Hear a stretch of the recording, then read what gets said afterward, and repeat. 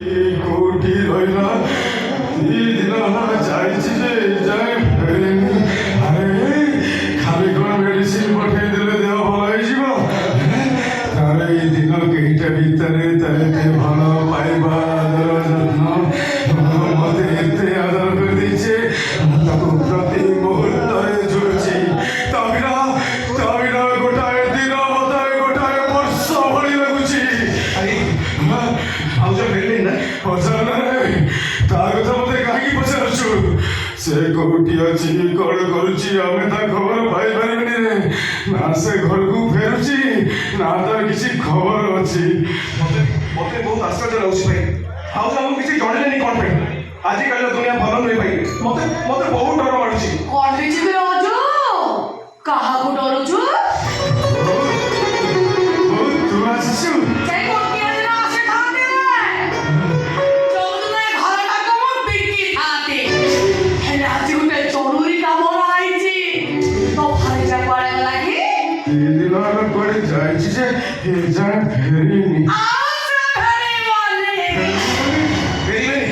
କଣ ପାଇଁ ଫେରିବେନି? ମୋ ଭାଉଜ କୋଉଠି ଅଛନ୍ତି? ଯୋଉଦିନ ଏ କଥା ସେଇଠି ଅଛି। ତୋ ବଡ଼ ଭାଇକି ବାହା ହେଲା। ଚଉଠି ରାତି ଦିନ ଜାଣିଲା ଏଟାକୁ ତୁମର ହେଇଛି। ତୁମର ଅପରେସନ କରୁ ଜାଣିଲା ଏକୁ କାନ ଥର ଆଣିକି ଗତି କରିଛି। ଇଏ ତ ବୋଝ ତାପରେ ତୁ ଲଳିତା ବିଡ଼ା।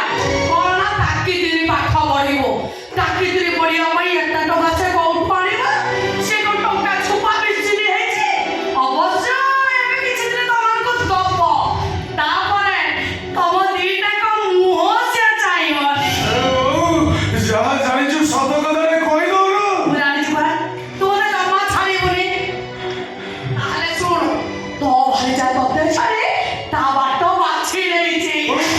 ଆଉ କିଛି ଦିନ ପରେ ଜାଣିବୁ ତୋ ଭାଇଜା ତତେ ବୋଲି ଆଉ କାହାକୁ ବାହା ହେଇ ପଡ଼ିବ। ଭର୍ସନା କେମିତି ଭୂମିକା କରି ପାରିବନି। ଏଇ ଦିନ କେଇଟା ଭିତରେ ମୁଁ ତାକୁ ଯେତିକି ଜାଣିଛି ଯେତିକି ଚିହ୍ନିଛି ସେ ଗୋଟିଏ ତା ଭଳି ସ୍ତ୍ରୀ ଭାଗ୍ୟରେ ଥିଲେ ବେଳେ ମୁଁ ବଞ୍ଚି ଥାଉ ସିଏ ଆଉ କାରିଯିବ ଏ କଥା ମୁଁ କେବେ ବିଶ୍ୱାସ କରିପାରିବିନି। ଆଉ ଯଦି ମୁଁ ଆସି ମରିଯାଏ ତାହେଲେ ସେ ସାରା ଜୀବନ ଘରେ ବିଧବା ହେଇକି ପଡ଼ି ରହିବ ପଛେ ହେଲେ ଅନ୍ୟ କୋଉ ପରପୁରୁଷର ମୁହଁ ଚାହିଁବନି। ମୁଁ ବି କହୁଛି ମୋ ଭାଉଜ ଏମିତି ଭୁଲ କେବେ ବି କରିବେନି। କଣ ହେଲା? ମୋ କଥା ବିଶ୍ୱାସ ହଉନି ତ? ଦିନ କେଇଟା ଯାଉ ତମେ ଠିକ୍ ଜାଣିପାରିବ ମୁଁ ଭୁଲ କହୁଛି କି ଠିକ୍ କହୁଛି। ଯାହା କହିବା କଥା ସିଧା ସିଧା କହିଦଉନୁ। ସିଧା ସିଧା ନ କହି କଣ ବୁଲା ବୋକା କରିକି କହୁଛି ନା କଣ? ମତେ ଆଗେ କହିଲୁ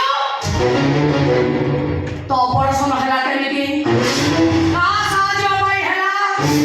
ଡକ୍ଟର ସନ୍ଦୀପ ରଥ ଶର୍ମା ଚାହିଁନଥିଲେ କିଛି ବି ହେଇପାରିନଥାନ୍ତା। ତୋ ମେଡିକାଲ ଟେକ୍ନୋଲୋଜିଠୁ ଆରମ୍ଭ କରି ତୋ ଔଷଧ ପର୍ଯ୍ୟନ୍ତ ଦଉଛି କିଏ? ସୋନାକି କହୁଥିଲା ସେ ଡାକ୍ତର ଦଉଛନ୍ତି। ଡାକ୍ତର ଦଉଛି କିଏ? ୟା ଭିତରେ କିଛି ଗୋଟେ ଅଛି ନା?